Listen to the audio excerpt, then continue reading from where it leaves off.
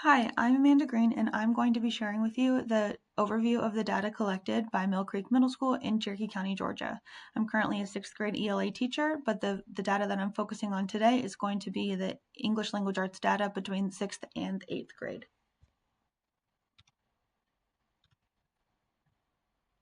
The purpose of this data overview is to examine student performance data on the 6th and 8th grade English Language Arts End of Grade Georgia Milestones Assessment. This data spans a 3-year period from 2021 to 2024. The key is to identify both strengths and weaknesses in ELA instruction at Mill Creek Middle School. Our goal is to make well-informed recommendations for improvement. Additionally, we'll pinpoint strengths and weaknesses in our ELA curriculum. This is especially crucial now as Cherokee County has adopted a new curriculum. As we proceed, think about how these insights can help us enhance our teaching methods and benefit our students. The target audience of this presentation is ideally school administrators, instructional lead strategists, PLC leads, teachers, and other stakeholders. Let's dive into some important school information and demographics for the years 2021 through 2024. If you notice that the total enrollment has increased overall, with the primary student demographic being white. The demographics of Mill Creek mirror those of the overall district. Total enrollment has shown significant fluctuation over the years. There has been a notable increase in the number of students qualifying for free and reduced lunch, as well as among other marginalized subgroups.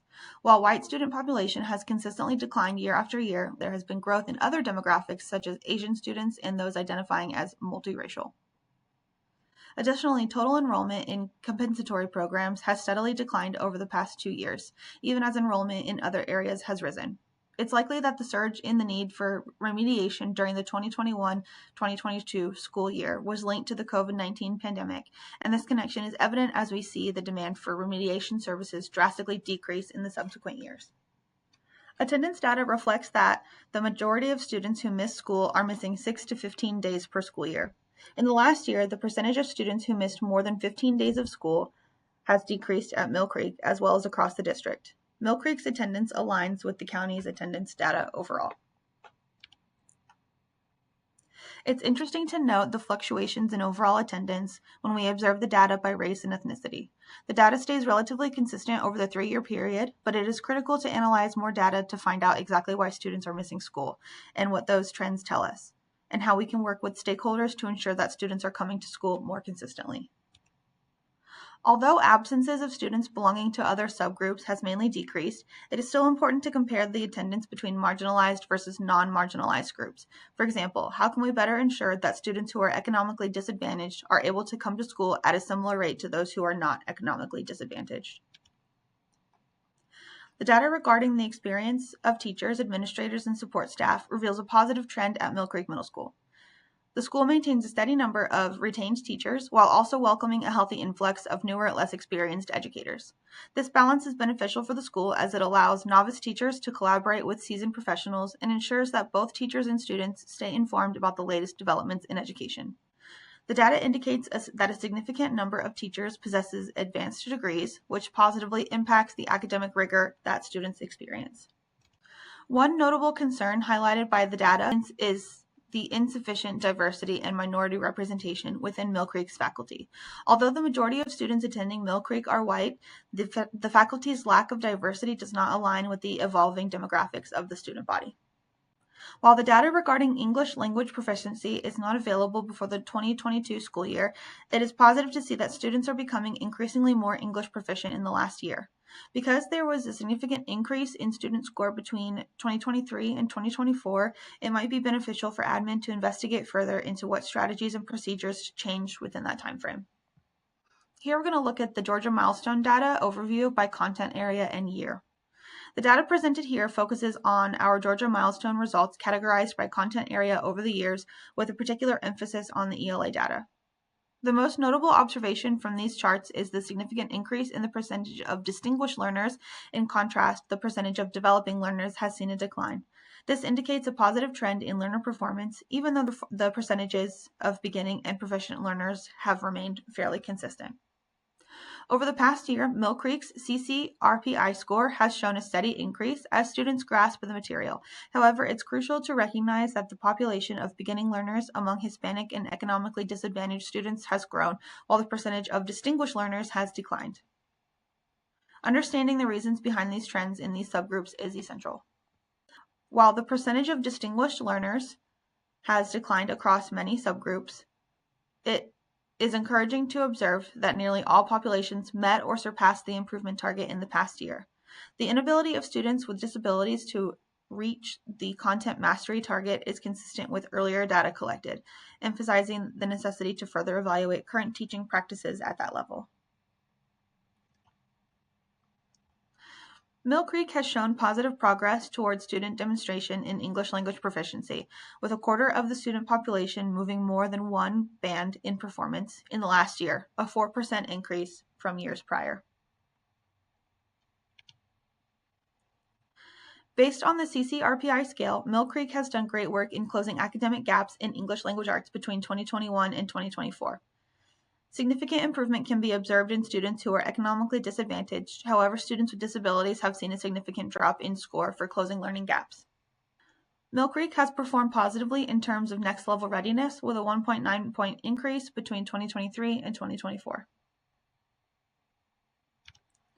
Let's take a closer look at the milestone data for English language arts performance by race and ethnicity over the past 3 years. In the 2023-2024 school year, we see a noteworthy increase in proficiency among Asian students, with a 44.9% reaching proficiency compared to 42.9% in the previous year. This shows a positive trend in achievement. For Black or African American students, proficiency rates have improved from 27.1% in 2022 and 2023 to 31.4% in 2023 and 2024. It's important to highlight this progress as it reflects the impact of targeted educational strategies. The data for students identifying as 2 or more races is also encouraging, with proficiency rising from 24.7% last year to 28.8% this year. This indicates a closing of achievement gaps across different racial and ethnic groups. These improvements demonstrate the ongoing efforts to ensure equity in education and the importance of continuing to support all students in their academic journeys. It's expected that there will be some fluctuation within the distinguished learner population, but it is mostly concerning that the percentage of beginning learners increased while the percentage of developing and distinguished learners decreased. This is especially concerning given that it is among our students with disabilities population. This flags to me the need to look more closely at the strategies that are currently being utilized in our self-contained and co-taught classrooms, perhaps more alignment with the general education ELA standards to ensure consistency and continuity among what students are learning.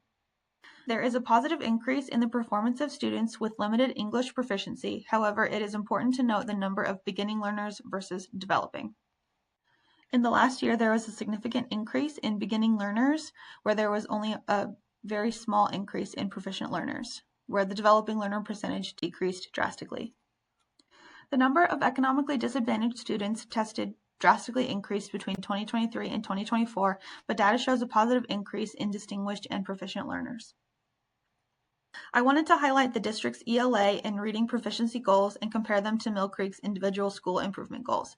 As you can see, Mill Creek has significant room for growth in both areas. I wanted to talk about the action steps that I suggest that we implement at the school level to enhance student achievement. First, we want to focus on strengthening Tier 1 literacy instruction. This involves implementing annotation and close reading techniques across all subject areas. Next, we should enhance vocabulary instruction, the emphasis on morphology and explicit teaching of Tier 2 and Tier 3 vocabulary words. This step ensures that students build a strong language foundation. Additionally, we're deconstructing standards to align assessments and instruction with the language of those standards. This involves regular collaboration of assessment items and learning activities. We should also align curriculum between general and special education teachers. This approach is designed to close achievement gaps for students with disabilities, ensuring equitable education opportunities for all. Finally, we should be committed to working closely with parents and stakeholders. Our goal is to ensure that all students, regardless of their socioeconomic status, attend school regularly. Engaging families is crucial for student success. Here are some more questions to consider that could be answered through further data collection. First, are our students making adequate growth even if they are not yet proficient, and how can we better track performance at each grade level? Next, I wanted to think about the supports or interventions that have been most effective. Next, we should be looking at what practices we should sustain and what we should reconsider or redesign. Next, how can we use this data to inform professional development for faculty? And finally, in what ways can families and community members be engaged in addressing the trends seen in our data?